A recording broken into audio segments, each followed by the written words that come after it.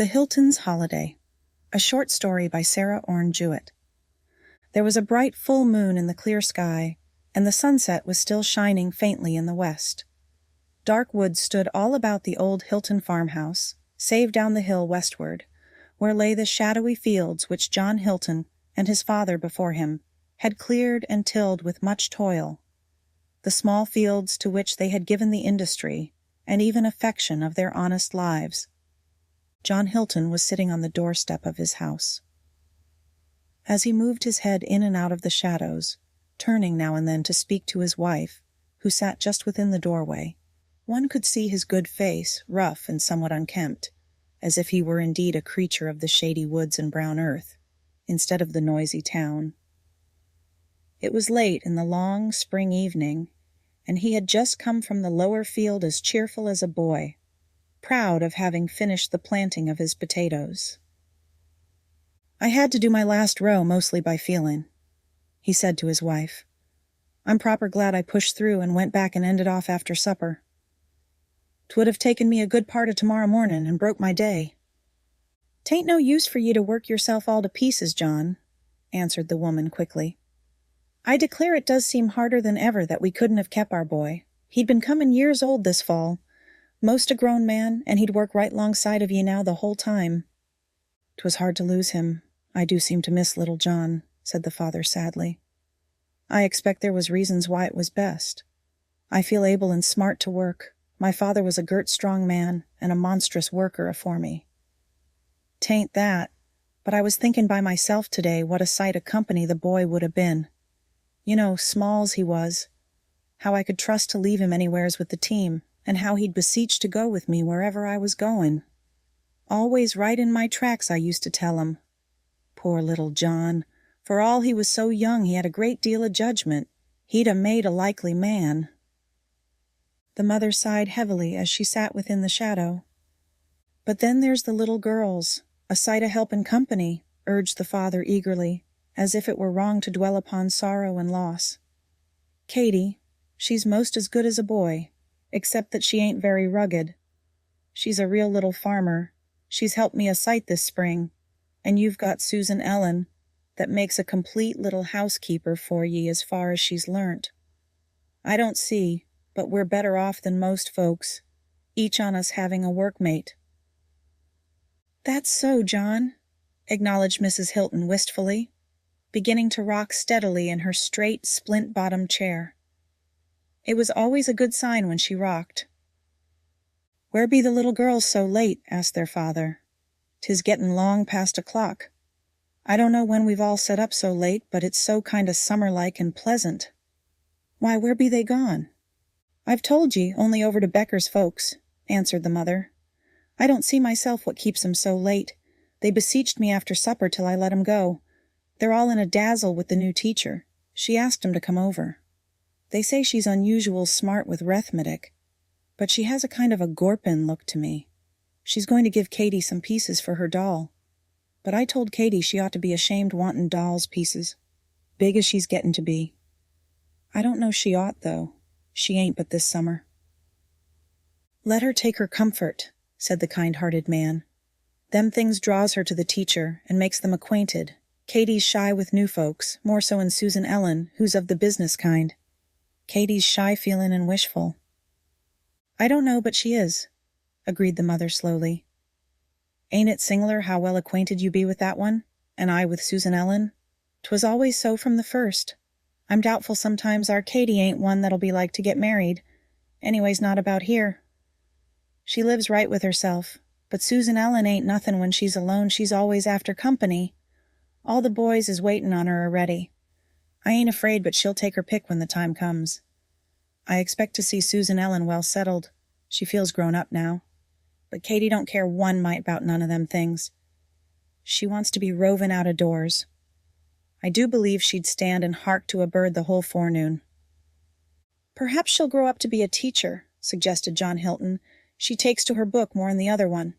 I should like one on 'em to be a teacher same's my mother was. They're good girls as anybody's got." "So they be," said the mother, with unusual gentleness, and the creak of her rocking chair was heard, regular as the ticking of a clock.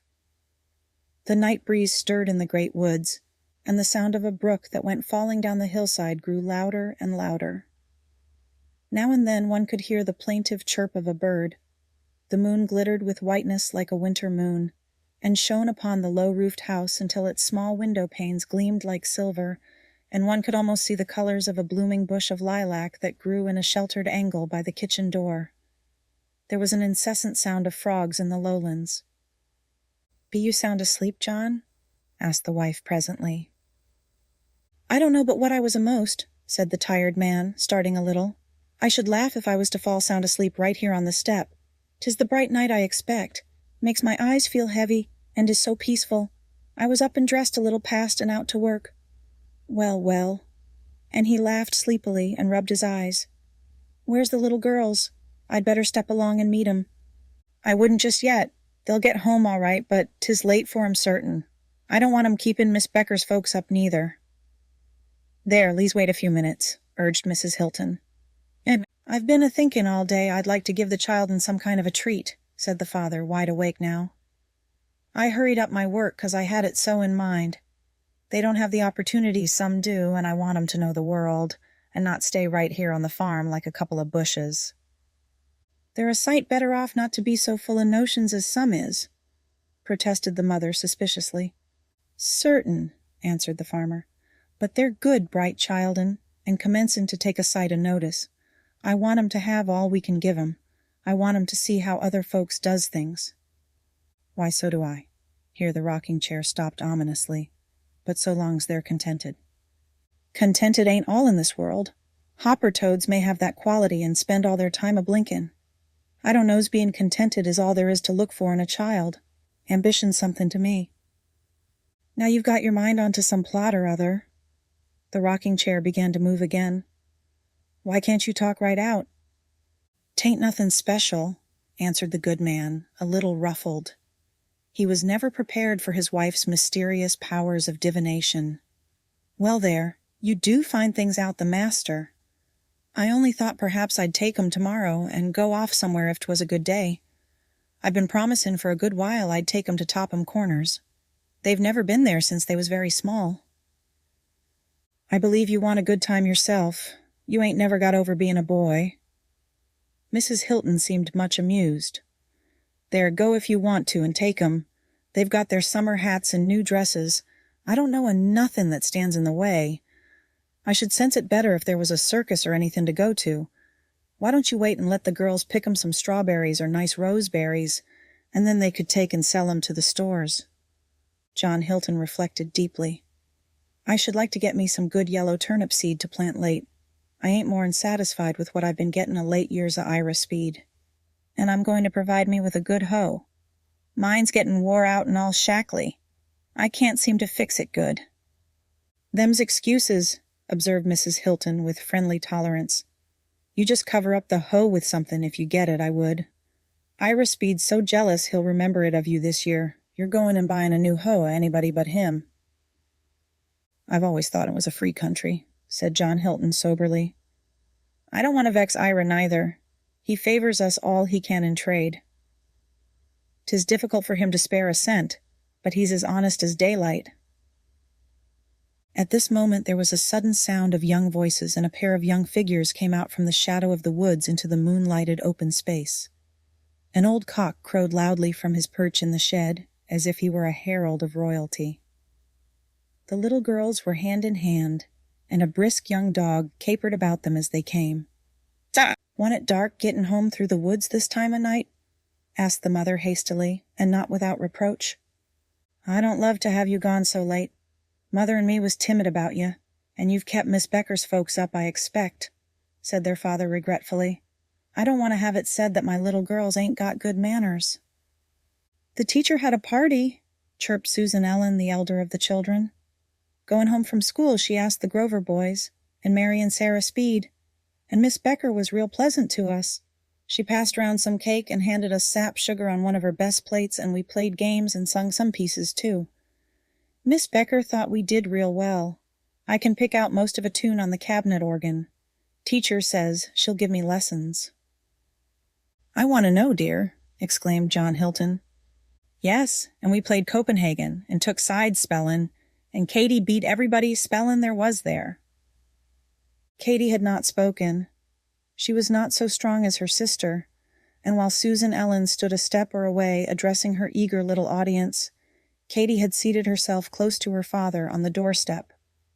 He put his arm around her shoulders and drew her close to his side where she stayed. "Ain't you got nothing to tell, daughter?" he asked, looking down fondly. And Katie gave a pleased little sigh for answer. "Tell him what's going to be the last day of school, and about our trimmin' the schoolhouse," she said. And Susan Ellen gave the program in most spirited fashion. "'Twill be a great time," said the mother when she had finished. "I don't see why folks wants to go traipsin' off to strange places when such things is happenin' right about 'em." But the children did not observe her mysterious air.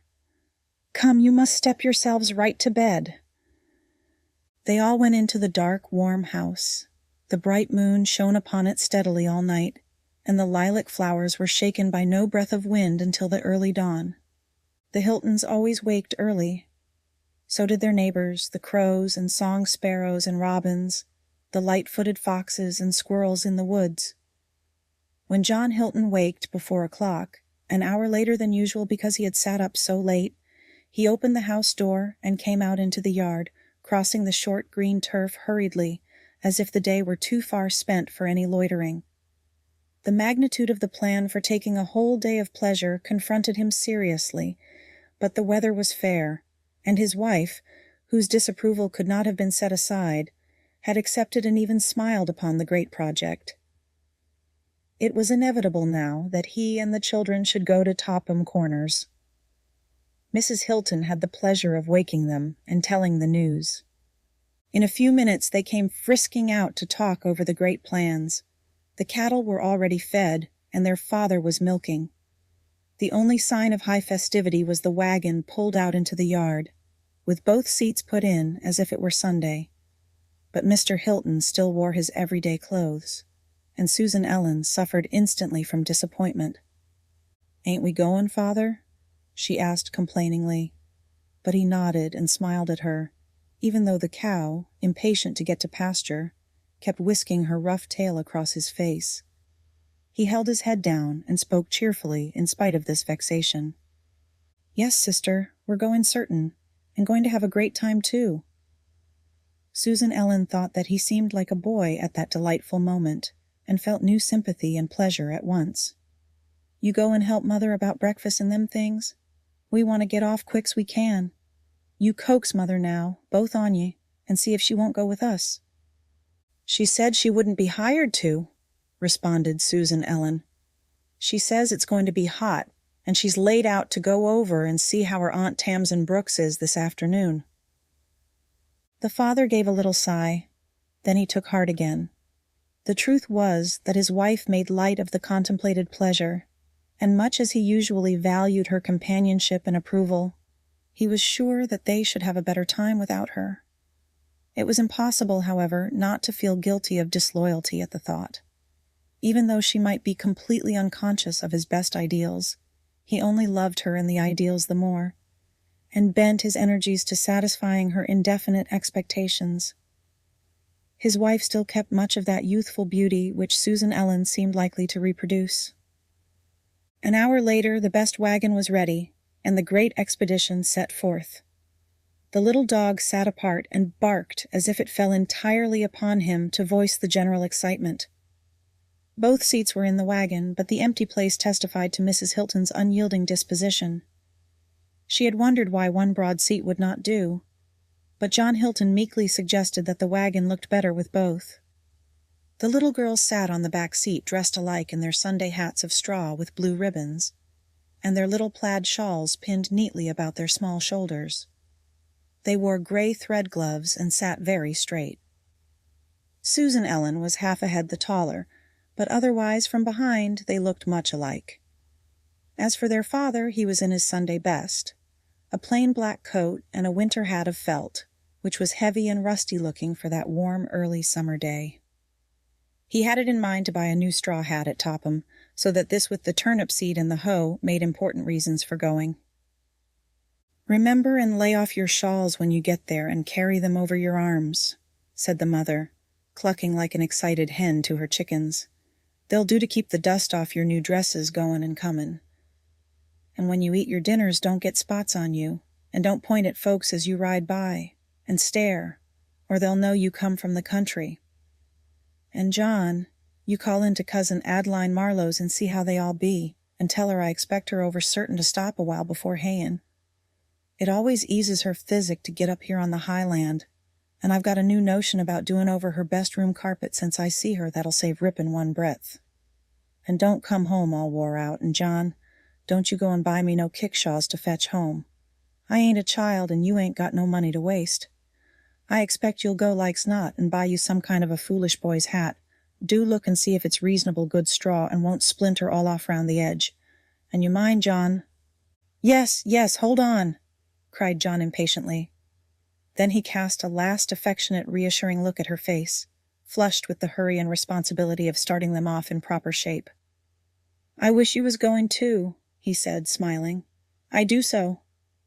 Then the old horse started, and they went out at the bars and began the careful, long descent of the hill. The young dog, tethered to the lilac bush, was frantic with piteous appeals. The little girls piped their eager goodbyes again and again, and their father turned many times to look back and wave his hand.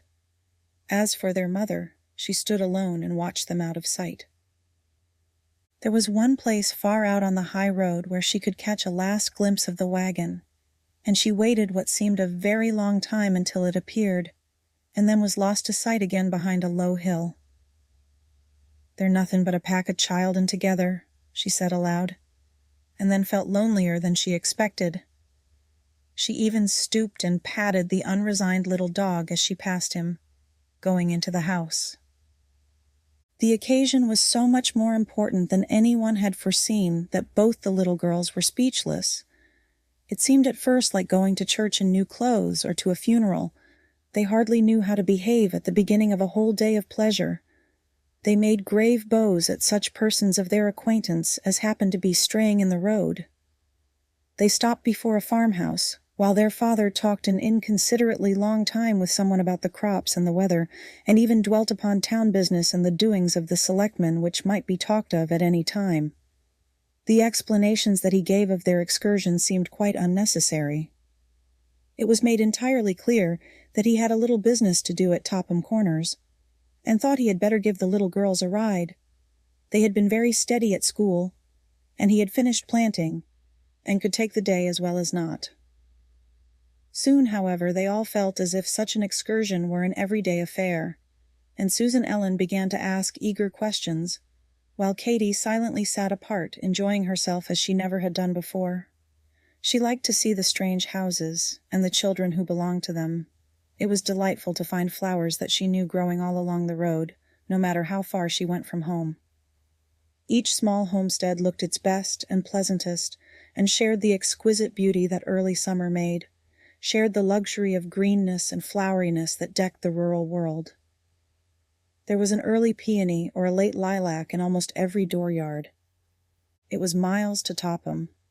After a while they seemed very far from home, having left the hills far behind, and descended to a great level country with fewer tracts of woodland, and wider fields where the crops were much more forward. The houses were all painted, and the roads were smoother and wider. It had been so pleasant driving along that Katy dreaded going into the strange town when she first caught sight of it, though Susan Ellen kept asking with bold fretfulness if they were not almost there. They counted the steeples of churches, and their father presently showed them the Topham Academy, where their grandmother once went to school, and told them that perhaps some day they would go there too. Katy's heart gave a strange leap. It was such a tremendous thing to think of, but instantly the suggestion was transformed for her into one of the certainties of life. She looked with solemn awe at the tall belfry, and the long rows of windows in the front of the academy, there where it stood high and white among the clustering trees. She hoped that they were going to drive by, but something forbade her taking the responsibility of saying so. Soon the children found themselves among the crowded village houses. Their father turned to look at them with affectionate solicitude. Now sit up straight and appear pretty," he whispered to them. "We're among the best people now, and I want folks to think well of you." "I guess we're as good as they be," remarked Susan Ellen, looking at some innocent passers-by with dark suspicion. But Katy tried indeed to sit straight, and folded her hands prettily in her lap, and wished with all her heart to be pleasing for her father's sake.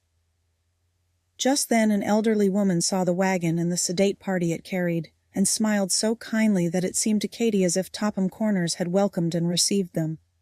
She smiled back again, as if this hospitable person were an old friend, and entirely forgot that the eyes of all Topham had been upon her. "There, now we're coming to an elegant house that I want you to see. You'll never forget it," said John Hilton. "It's where Judge Masterson lives, the great lawyer, the handsomest house in the county, everybody says." "Do you know him, father?" asked Susan Ellen. "I do," answered John Hilton proudly. "Him and my mother went to school together in their young days, and were always called the best scholars of their time. The judge called to see her once. He stopped to our house to see her when I was a boy. And then some years ago, you've heard me tell how I was on the jury, and when he heard my name spoken he looked at me sharp, and asked if I want the son of Catherine Wynne, and spoke most beautiful of your grandmother and how well he remembered their young days together." "I like to hear about that," said Katy. "She had it pretty hard, I'm afraid, up on the old farm. She was keeping school in our district when father married her. That's the main reason I backed 'em down when they wanted to tear the old schoolhouse all to pieces," confided John Hilton, turning eagerly. "They all say she lived longer up here on the hill than she could anywhere, but she never had her health. I want but a boy when she died. Father and me lived alone afterward till the time your mother come. 'Twas a good while, too. I want married so young as some. 'Twas lonesome, I tell you. Father was plumb discouraged losin' of his wife, and her long sickness and all set him back, and we'd work all day on the land and never say a word. I suppose it is being so lonesome early in life that makes me so pleased to have some nice girls growing up round me now." There was a tone in her father's voice that drew Katy's heart toward him with new affection. She dimly understood, but Susan Ellen was less interested. They had often heard this story before, but to one child it was always new, and to the other old. Susan Ellen was apt to think it tiresome to hear about her grandmother, who, being dead, was hardly worth talking about. "There's Judge Masterson's place," said their father in an everyday manner, as they turned a corner and came into full view of the beautiful old white house standing behind its green trees and terraces and lawns. The children had never imagined anything so stately and fine, and even Susan Ellen exclaimed with pleasure. At that moment they saw an old gentleman, who carried himself with great dignity, coming slowly down the wide, box-bordered path toward the gate. "There he is now. There's the judge," whispered John Hilton excitedly, reining his horse quickly to the green roadside. "He's going downtown to his office. We can wait right here and see him. I can't expect him to remember me. It's been a good many years. Now you are going to see the great Judge Masterson." There was a quiver of expectation in their hearts. The judge stopped at his gate, hesitating a moment before he lifted the latch and glanced up the street at the country wagon with its little girls on the back seat and the eager man who drove. They seemed to be waiting for something. The old horse was nibbling at the fresh roadside grass. The judge was used to being looked at with interest, and responded now with a smile as he came out to the sidewalk and unexpectedly turned their way. Then he suddenly lifted his hat with grave politeness and came directly toward them. "Good morning, Mr. Hilton," he said. "I am very glad to see you, sir." And Mr. Hilton, the little girl's own father, took off his hat with equal courtesy and bent forward to shake hands. Susan Ellen cowered and wished herself away, but little Katy sat straighter than ever, with joy in her father's pride and pleasure shining in her pale, flower-like little face. "These are your daughters, I am sure," said the old gentleman kindly, taking Susan Ellen's limp and reluctant hand. But when he looked at Katy, his face brightened. "How she recalls your mother," he said with great feeling. "I am glad to see this dear child. You must come to see me with your father, my dear," he added, still looking at her. Bring both the little girls and let them run about the old garden. The cherries are just getting ripe, said Judge Masterson hospitably. Perhaps you will have time to stop this afternoon as you go home. I should call it a great pleasure if you would come and see us again some time. You may be driving our way, sir, said John Hilton. Not very often in these days, answered the old judge. I thank you for the kind invitation. I should like to see the fine view again from your hill westward. Can I serve you in any way while you are in town? Goodbye, my little friends. Then they parted, but not before Katy, the shy Katy, whose hand the judge still held unconsciously while he spoke, had reached forward as he said goodbye and lifted her face to kiss him. She could not have told why, except that she felt drawn to something in the serious, worn face. For the first time in her life the child had felt the charm of manners. Perhaps she owned a kinship between that which made him what he was and the spark of nobleness and purity in her own simple soul. She turned again and again to look back at him as they drove away. Now you have seen one of the first gentlemen in the country, said their father. It was worth comin' as far. But he did not say any more, nor turn as usual to look in the children's faces.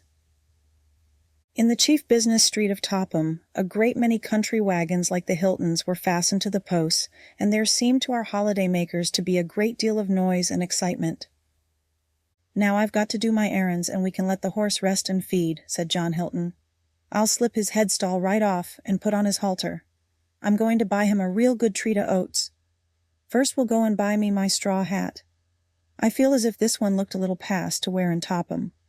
We'll buy the things we want, and then we'll walk all along the street so you can look in the windows and see the handsome things. Same's your mother likes to. What was it Mother told you about your shawls? To take 'em off and carry 'em over our arms, piped Susan Ellen, without comment, but in the interest of alighting and finding themselves afoot upon the pavement, the shawls were forgotten.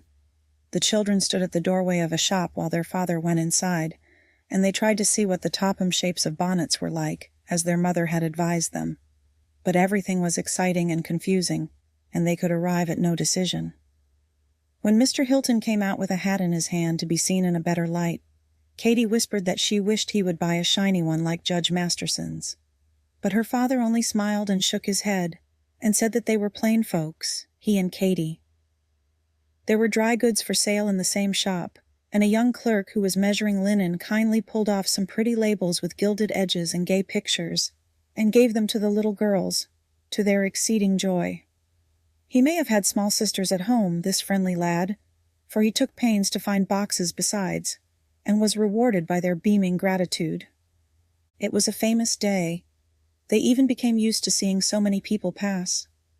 The village was full of its morning activity, and Susan Ellen gained a new respect for her father, and an increased sense of her own consequence, because even in Topham several persons knew him and called him familiarly by name. The meeting with an old man who had been a neighbor seemed to give Mr. Hilton the greatest pleasure. The old man called to them from a house doorway as they were passing, and they all went in. The children seated themselves wearily on the wooden step, but their father shook his old friend eagerly by the hand, and declared that he was delighted to see him so well and enjoying the fine weather. "Oh, yes," said the old man in a feeble, quavering voice. "I'm astonishin' well for my age. I don't complain, John. I don't complain." They talked long together of people whom they had known in the past, and Katy, being a little tired, was glad to rest, and sat still with her hands folded, looking about the front yard. There were some kinds of flowers that she never had seen before. "This is the one that looks like my mother," her father said, and touched Katy's shoulder to remind her to stand up and let herself be seen. "Judge Masterson saw the resemblance. We met him at his gate this morning." "Yes, she certain does look like your mother, John," said the old man, looking pleasantly at Katy, who found that she liked him better than at first. "She does, certain.